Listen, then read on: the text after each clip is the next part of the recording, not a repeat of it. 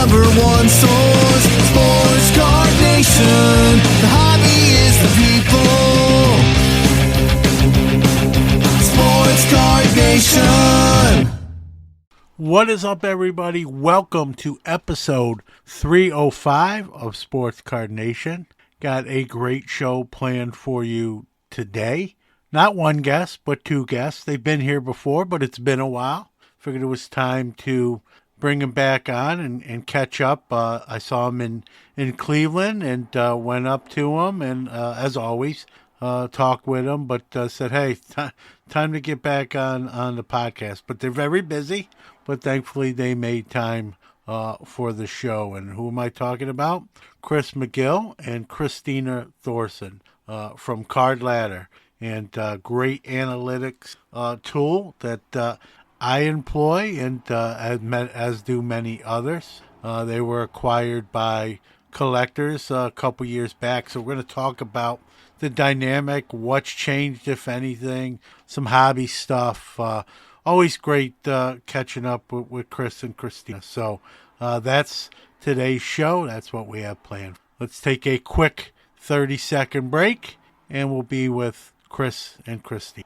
Iron Sports Cards is your number one source for all your PSA and other grading submissions. Their elite status improves turnaround times. Heck, they even provide the card savers. Their chat rooms provide updates on all your submissions. They also offer wax options and single cards to cover all the bases.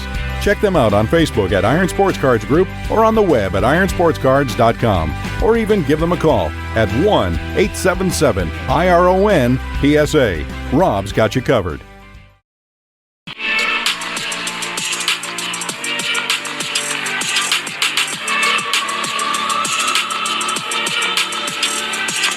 Always happy to have the next two people on the Sports Card Nation and Sports Card Shop guest line. This is not their first appearance. I might be third or fourth. I'm not counting. Just glad to have both of them back from Card Ladder.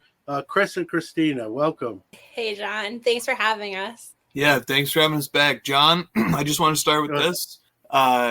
It must have been 6 or 7 years ago now when I was first kind of looking for hobby podcasts to listen to. I'd been back in the hobby for like 2 or 3 years, but I didn't really, look for podcasts or even think they existed at that time. But yours was probably the first or one of the first I found. And I remember back then, man, the mic was maybe a little lower quality, and it was I'm trying to forget that stuff, Chris. Thanks for we have nightmares now. It's cool though, man. It's I've been following your journey from afar since at least back then, and it's great to be. Well, I appreciate that. Yeah, it's funny. I've said this on the show. Like, if it wasn't really part of the history and the fabric and the archive of the show, I'd probably delete some of those early episodes. Every once in a while, I'll throw one on just to reminisce or hear how bad it actually was, and I cringe. And like I said, if it wasn't really, if I felt like people wouldn't say, because there are people that actually try to catch up, and I'm like, if I did delete them, which I'd almost like to do, there'd be people be like, hey, what happened to episode 1 to 50? I can't find them. They're gone. And, I don't want to answer those, but I appreciate it. Yeah, like anything, you hope you get better at anything you do. You usually do. I think I have a little bit anyway. If anything, in the very least, the audio is better than in 2018, which, it doesn't sound like that long ago, but 6 years in the hobby, 6 years of content creation actually is a long time. So, yeah, it's crazy. It's like, here we are. We're in the 300s of episodes, which I know other shows have, but when you're once a week episode, that's a lot of episodes, and so it's crazy, and it makes you realize how old I am as well. So thanks for reminding me there. No problem. as well. Well, listen, you guys are in content creation as well, House of Jordans, and then now with crossover, you're not newbies either. As well. So, I mean, we've seen the hobby, all facets of the hobby, right? Different companies, content creation, grow, right? And the hobby's gotten bigger. in one way, but smaller with social media in another. Just now, as someone who's been in the hobby a while, both of you, is like kind of your thoughts on where the hobby is today and maybe where it's going to, go. Yeah, I like how you put that, that the number and the size and scope of the hobby's gotten bigger, but we've gotten closer because we have social media, so we can chat and share each other's collections and make content and stuff. So that's an interesting way to put it. Yeah, I don't know, John. It's I think the right metric that I use to measure the hobby personally is how much fun am I having when I'm collecting cards, and am I enjoying the process? Am I enjoying browsing eBay? Am I enjoying the thrill of finding and chasing new cards? Am I enjoying watching sports? Am I enjoying my hobby relationships and friendships I have with people? And the boring answer is, yeah, I am. And I think it's a good time to be in the hobby. It was good to be in the hobby 2 or 3 years ago. It was good to be in 5 years ago. It was good to be in 8 years ago. For me, I sometimes have to remind myself of this a little bit, but I remember what it was like before I came back to collecting. I remember, and it just, the quality of life was just not as good. And life, ever since cards became a major part of my life, it just makes my life better every day. It just gives me something that I really enjoy doing. So that's my sense of the hobby right now. I wonder what Kristina's. Yeah, I just want to point out that Chris and I started dating before he re-entered the hobby. So when he says that like his life was worse back then, it just always makes me chuckle. But I think it's interesting, like you both said, like social media and the way that we interact constantly has definitely brought us all closer. And I know that being able to find cards seems easier now, but it often isn't.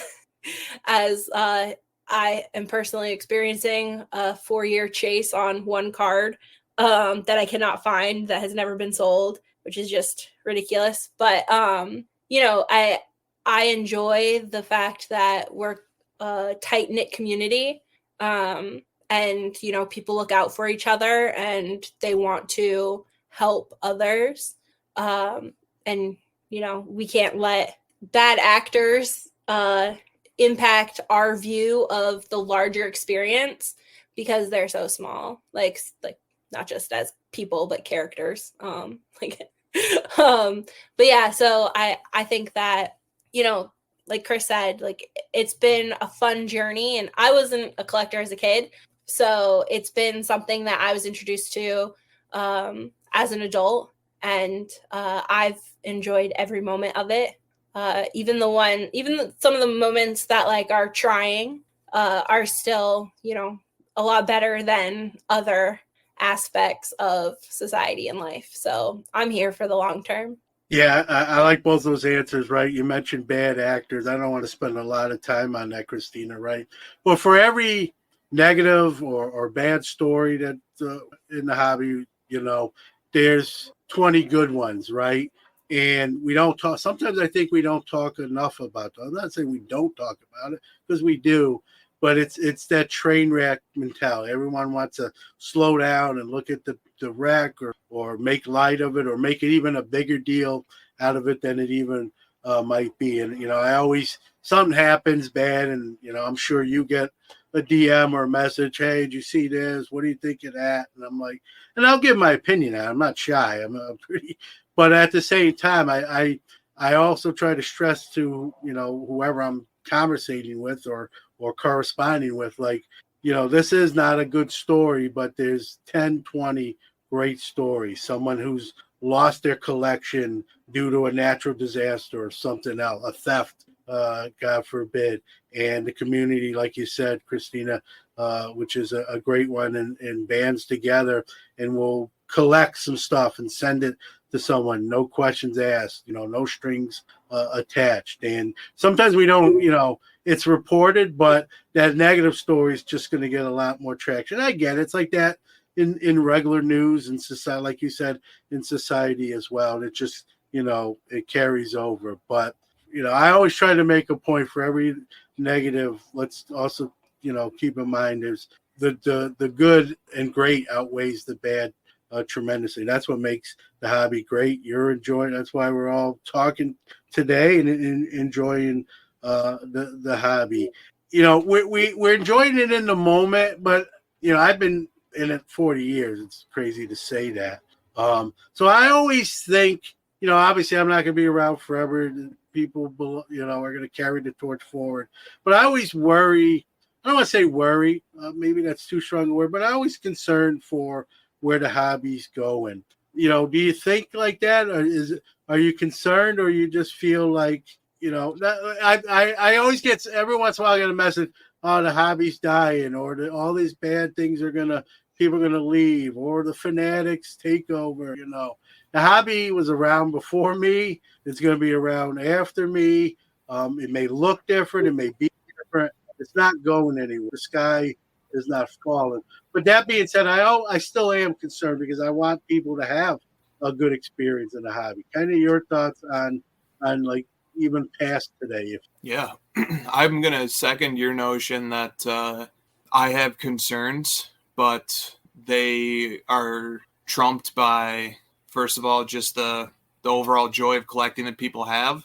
And second of all, that I'm going to do my best to not let them interfere with my enjoyment of collecting, but do take them seriously. But yeah, I have a lot of concerns, honestly. One of the concerns I have is just that I just get concerned that cards overall just might be too expensive, and they just might be overpriced in general.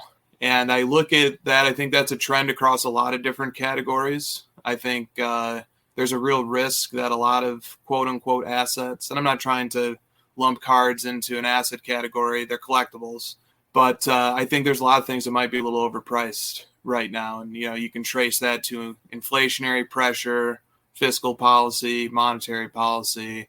You can trace it to a lot of things potentially, but that's one thing I worry about is that cards are overpriced, and people like myself and a lot of others we keep collecting and we want to collect and we're not going to stop collecting. But I worry that, we might be buying overpriced things, and that might hurt the pocket a little bit down the line if and when things correct. So I think that's a concern.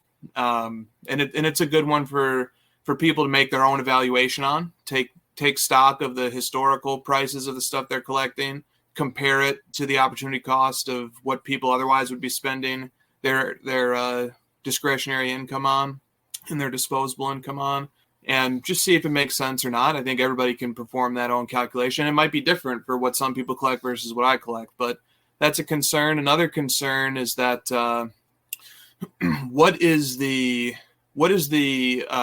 collecting experience going to be centered around going forward? Is it going to be continually pushed towards gambling? Is it going to be continually pushed towards, crapshoots where, the hobby experience just becomes a constant roll of the dice to see if I'm going to win big or if I'm going to lose it all today and then try again tomorrow? And I'm not against that necessarily in moderation. I think it's fun to have a healthy assessment of your risk tolerance that you can do within a reasonable budget. And I think everybody's an individual who can make that determination for themselves. But I just wonder, are we being marketed and siphoned and pushed into a collecting experience that's forgetting about all the reasons why we love collecting, and it's being geared instead towards like, hey, come empty your wallet on this slot machine, and maybe you hit big, but you're probably not going to, and over the long term, you're definitely going to lose. But hey, let's do it that way. I mean, that's just not why I got into the hobby. It kind of can distract us from collecting, I think. And I would always, like, if anybody came to me, I'd just say, the reason why I love the hobby, and maybe this isn't why everybody loves it, but I love the art of collecting. I love acquiring cards. I love reassessing my collection. I love upgrading it, downgrading it, trading, buying, selling. I just love the whole curation process. And that's a lot of fun, and it can be very rewarding. And so, that's where I would say we should be focusing the hobby messaging on is the joy of collecting. But there's two things that I gave them that are concerns of mine. Now I'll let Kristina maybe give a few. I I like to say that I'm a realist with optimistic tendencies, John. So I see what's happening and like, yeah, I have concerns, but I think that the majority of the hobby are just, true collectors who don't really get involved with the politics and the marketing that people try to ploy onto us.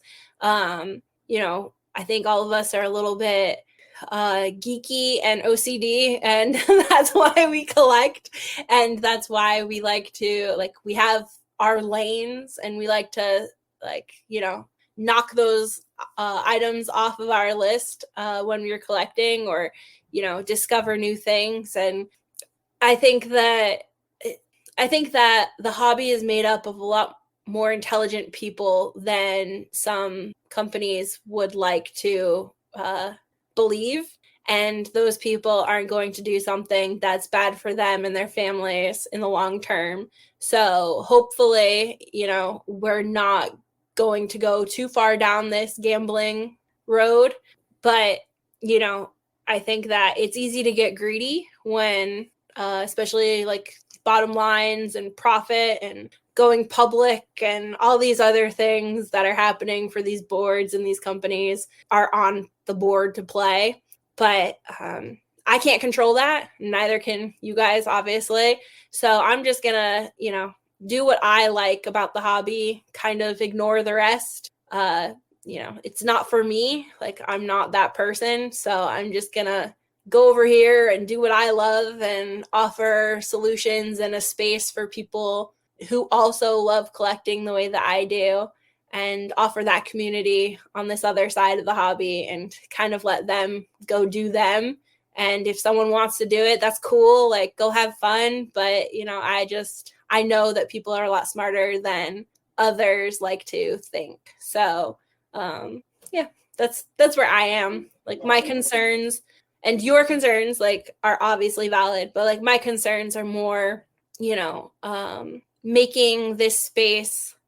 sure this space is around for all of us when we're older, and for the next generation and generations beyond that to enjoy the aspect of collecting cards. Yeah, well said. Both great points on both accounts. Someone's at my door. I've got to get that. Be right back. For nearly 50 years, Sports Collectors Digest has been the voice of the hobby, bringing you comprehensive coverage of the sports collectible industry. From industry news, auction results, market analysis, and in-depth stories about collectors and their collections, Sports Collectors Digest has everything you need to know about the hobby.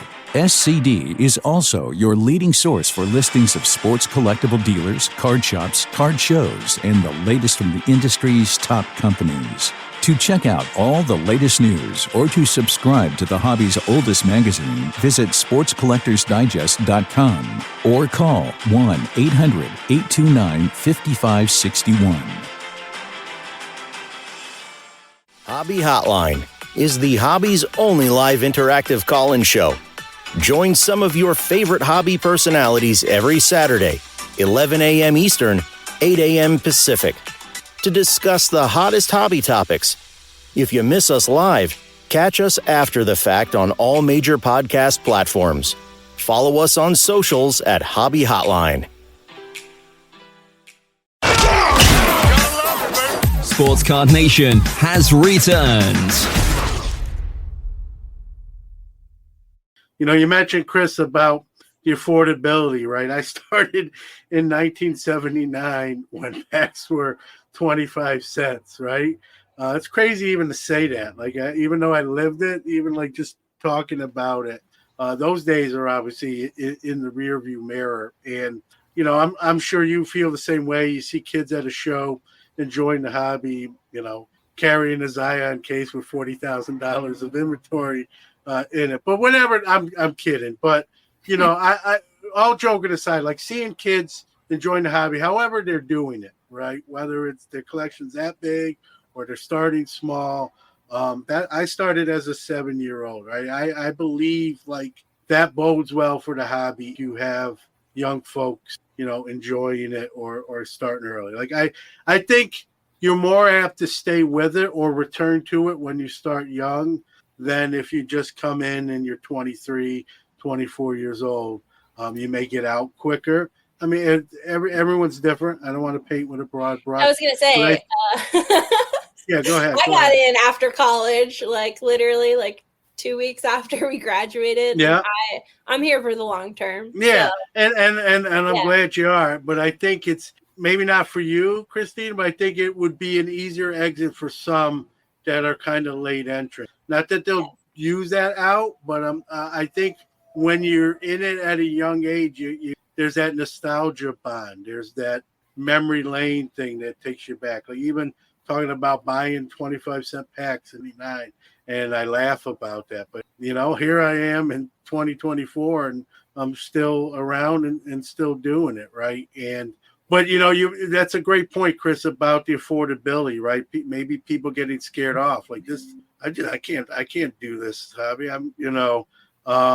But I always say, like, even if we can get into the whole fanatics thing, it's a horse that's been beaten quite a bit. But even if you don't like that, I grew up in Brooklyn, New York, in Topps' backyard, the original Topps. I'm a fan, but having that much market share or market control, I don't necessarily think that bodes well. I think more people producing stuff, brings out competition, brings out better products. I'll always be, and that's not a cards thing. That's, I think, just in general, in any kind of business or product we're obviously talking about. And I've had people, I'm sure you've heard it, like, how am I going to afford this hobby? Like, a box, this new product, $8,000 a box, $20,000. And I just say, you don't have to buy those products, and you don't even have to buy wax or packs. You can buy cards that have already been produced. And as someone who's heavy vintage, as in my case, that's exactly really what I do. So if you don't like one aspect of the hobby, you don't have to leave. You could just hobby a different way and make it affordable, whatever your budget. Everyone might have a different budget. Some people are going to have more discretionary income than others. And so I always, when someone tells me that, I get where they're coming from, but I also want to point out to those folks, like, I hear you, but there are other ways to hobby on whatever budget you're on. It's still make it enjoyable. And, and that's, like you said, Kristina, that's what I do.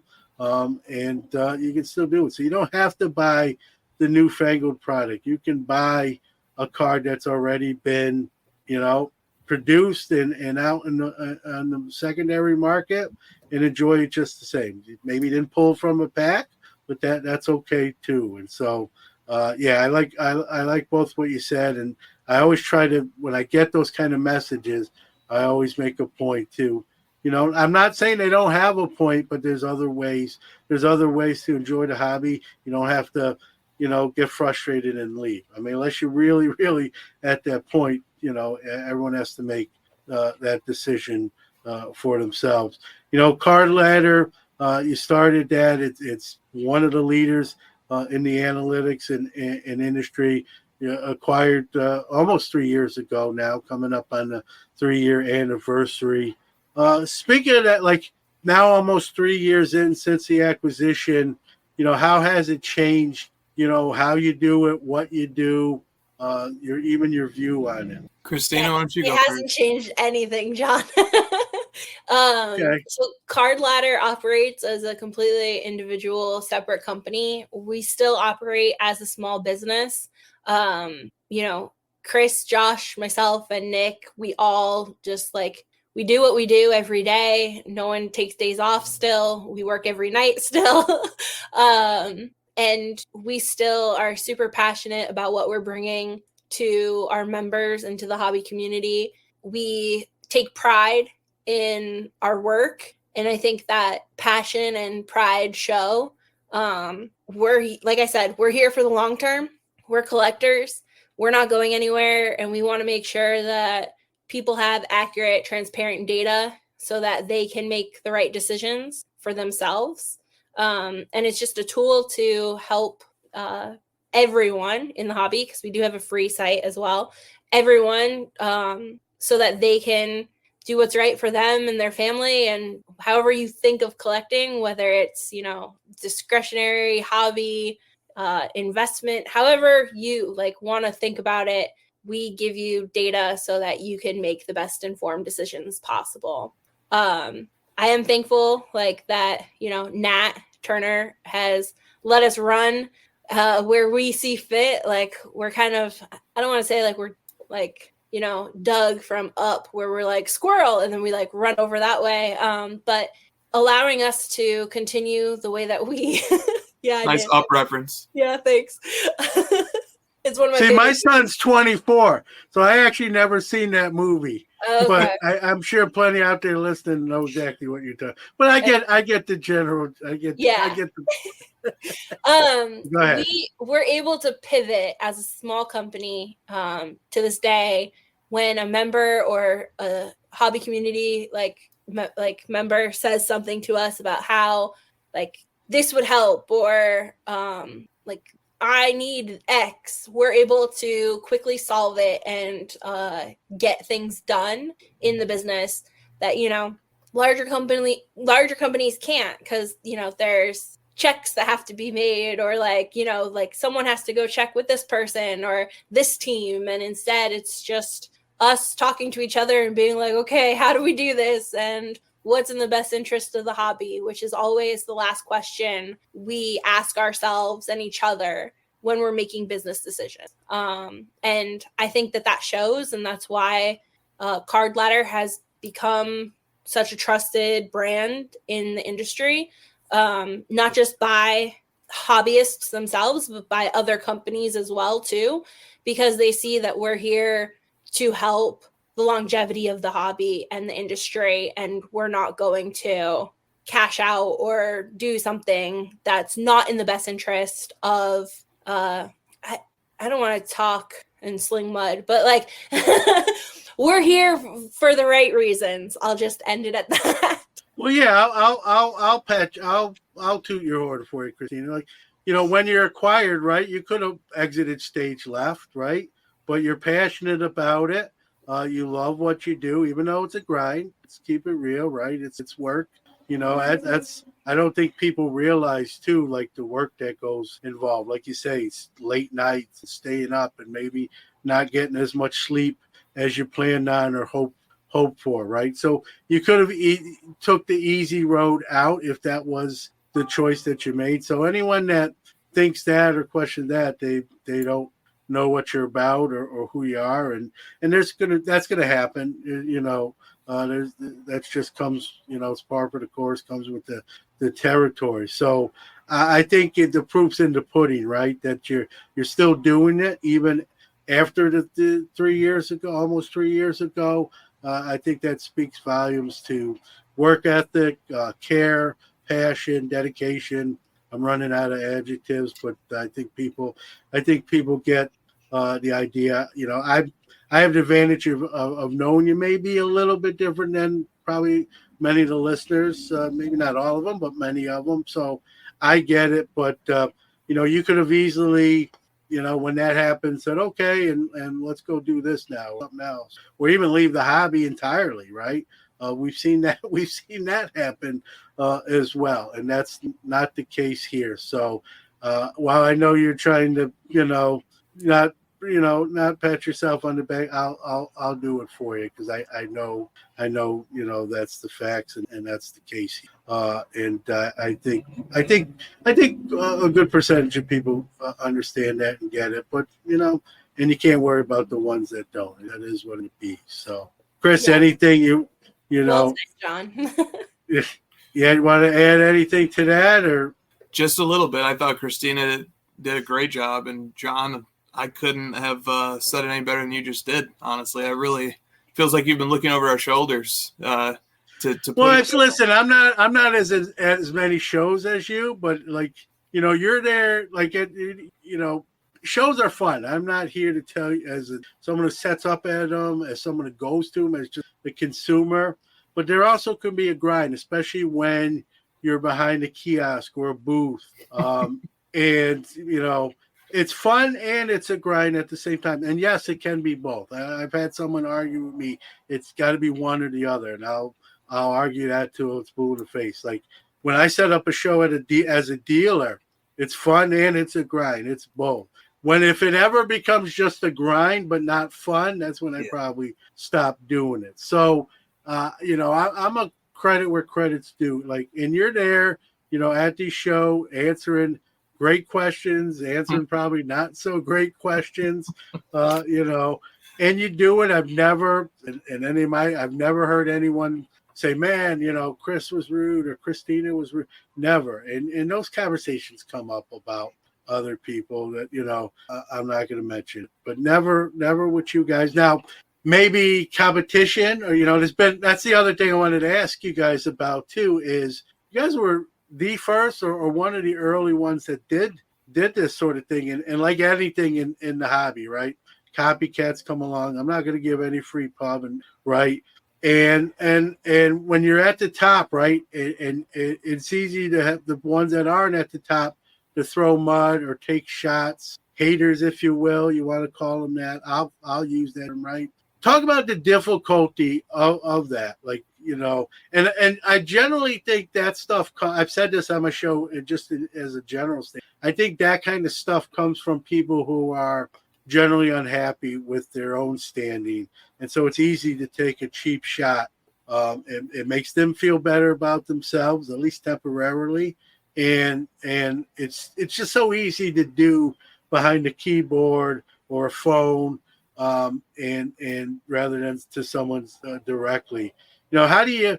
I know you. I think that I'll answer the question. You're almost too busy to like worry about it necessarily. But how much does it really bother you, and how do you sort of navigate? I call them potholes in the road. How do you navigate around those? Yeah, no, I mean, it's a part of, I think, a lot of people's collectors' experiences, whether they work in the industry, whether they represent or are loyal to a particular company or brand, or whether they're just an account on social media, having a voice and people disagree with them and then project intentions or motivations onto them and stuff. And, it's part and parcel of the social media experience. It's part of the human experience. But that's a great topic. But I just want to say one thing before the potholes, which you alluded to, which is that, the sort of the idea of a analytics company or, a sales database, a price guide, a collection tool. And I just want to tip the hat to our predecessors, because, we were one of the earlier software applications. But there are a lot of great people and companies who paved the path and who have done similar things and continue to do great things. And one of them obviously is Dr. Beckett, who to me is the first face on the hobby's Mount Rushmore. It's him and Jefferson Burdick. And I think Jefferson Burdick sort of invented the idea of the set, which I think is incredibly important and changed the trajectory of sports cards forever and made them very special in a way that they weren't going to be without the idea of the set. And then you have Dr. Beckett, who, for my money, not only did he sort of pioneer not the concept of the price guide, but a way of doing a price guide and the methodological assumptions that he made in his decision to seek to reflect the market rather than to guide it or to predict it. I think that was such an important and integrity-laden decision that was huge. So I think he was certainly a pioneer at the least in creating price tracking, which is a baton that we've picked up. And then he was also a pioneer in hobby content. I think almost even more so. It's weird to talk about him as a content creator because the price guide is the first thing that comes to mind when you think about Dr. Beckett. But he was at the forefront of contents, of articles, editorials, letters to the editor, showcases of super collectors. He was at the forefront of all that, and he was doing it with a circulation of multiple sports editions, NFL, MLB, NBA, that had millions of monthly copies in circulation. I mean, no one's done it to the level or the extent that he was doing it 20, 30 years ago. And I just think without him and without that, and also a tip of the hat to his contemporaries as well. There were more than just Beckett, and they were also innovating and contributing to that culture, that content as well.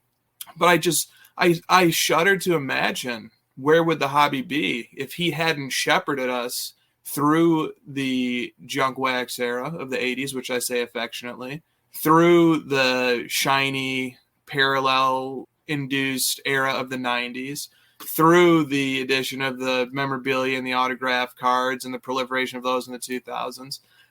I have no idea where we would be right now if he wasn't the guiding hand, and if he didn't bring to the table his manner of ethics and statistical approaches and professorial style. It's almost unfathomable to wonder where we would be without him. So we're just a pinky on the skeleton of what Dr. Beckett architected in terms of content and price guides and just reflecting the hobby community. But he is certainly a predecessor and somebody that I look to as a model, and as well as his contemporaries too, that were publishing and producing back then. And even after Beckett, when they made their transition in the 2000s to being more digital oriented and ramping up the online aspect of things, then you also had Vintage Card Prices, VCP, and several other entities that were doing price tracking and reporting on sales data, going back, that's, in the 2000s, they were doing that. And that predates us by, 10 to 15-ish years. So there's just a lot of important people who paved the way and who did great jobs and who are really important figures and figureheads in the industry. All right, that's going to wrap up part one of our conversation with Chris McGill and Kristina Thorson. But the good news is, come back next Friday. We'll have the conclusion and part two of our fun and great conversation with Chris and Kristina. So we're going to hear from our Hobby is the People announcer of the week, some closing thoughts, and we'll wrap up this week's episode. Time for our Hobby is the People announcer of the week.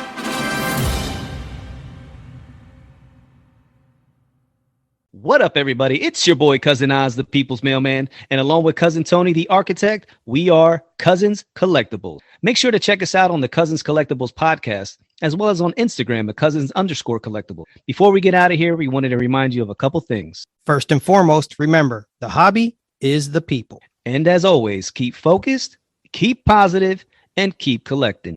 If you'd like to be the Hobby is the People announcer of the week, do a WAV or MP3 file and send it to sportscardnationpc@gmail.com. That's a wrap for this week.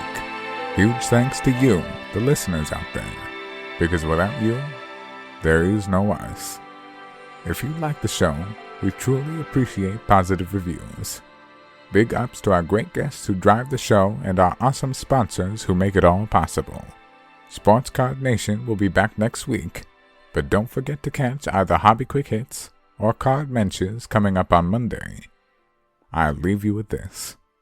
How do we change the world? One random act of kindness at a time. Remember, the hobby is the people. Hobby News Daily is your homepage of the hobby, providing original writing, exclusive gem rate data, a daily morning minute podcast, and some of the best content creators in the hobby. Remember, HobbyNewsDaily.com and at Hobby News Daily on social. Happy collecting! Hi, I'm Isaac Albert, a longtime card collector and the co-founder of the Penny Sleever. My wife and I started the Penny Sleever with a simple premise in mind: to offer collectors top-quality supplies at fair prices. We offer a full range of hobby supplies, and we'll get them to you fast. Whether you're looking for a 260-point magnetic for that oversized patch card, or a slew of semi-rigids for your next PSA submission, the Penny Sleever has you covered. Shop now at thepennysleever.com and use the promo code SCNation to get 10% off your first order. That's SCNation for 10% off at thepennysleever.com. The Penny Sleever. Top quality supplies, fair prices.